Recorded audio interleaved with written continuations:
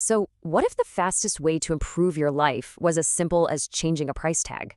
We're about to unpack a really powerful idea that suggests exactly that.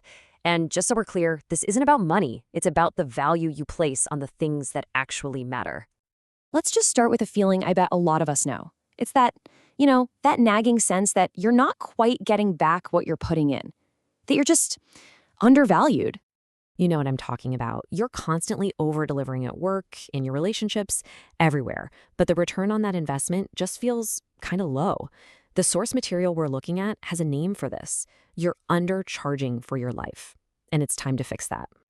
Okay, so how do you fix a feeling that runs so deep? Well, the solution we're about to explore is almost shockingly simple. I gotta warn you, it might sound a little bit radical at first. And there it is, the core idea. The fastest way to improve your life: raise your prices. That's a pretty bold claim, right? It sounds like something you'd hear in a sales meeting.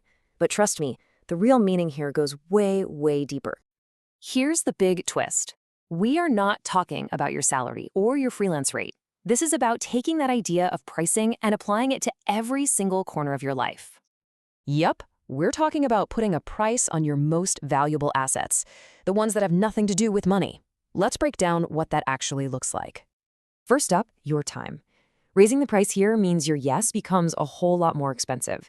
You stop automatically agreeing to every low-value request, and you start asking yourself, is this really worth an hour of my one life? That selectivity alone makes your yes so much more powerful. Next, the price of your attention. In this crazy, distracted world we live in, your undivided focus is a premium luxury. Seriously. Raising its price means you protect it fiercely from things that just don't deserve it, whether that's mindless scrolling or another pointless meeting. How about your energy? We all have those interactions, those people, those tasks that just feel like they drain our battery to zero. Raising the price here means you simply refuse to spend your vitality on things that give you absolutely nothing back. And finally, the price of your presence. Being truly with someone, fully engaged, not half distracted by your phone, is incredibly valuable. Raising its price means you offer it intentionally as the gift that it is, not just as a default setting. Okay, so this all sounds great, but why does it actually work? This isn't about becoming arrogant or difficult. It's about a fundamental truth of human psychology. The price you set for yourself directly tells other people how to value you. I mean, just let this one sink in. When you value yourself cheaply, everyone else will too. You are literally setting the market rate for how you get treated. You're teaching people how to value you by the price you put on yourself.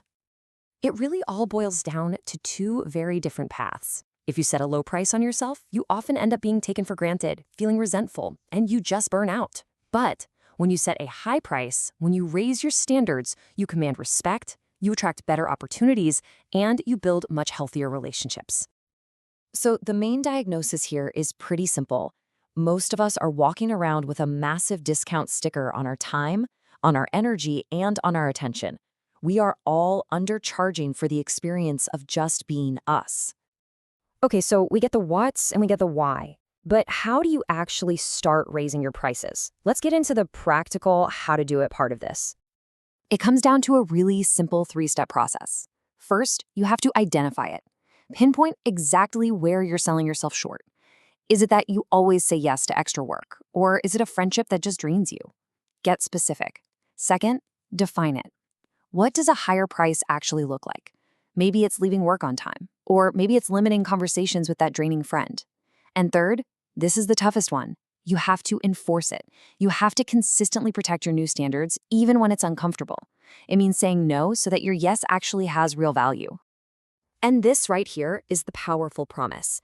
It claims that if you really commit to this, if you truly double your standards, you'll find that a huge chunk of your daily frustrations and problems, they just vanish. They simply can't afford your new price.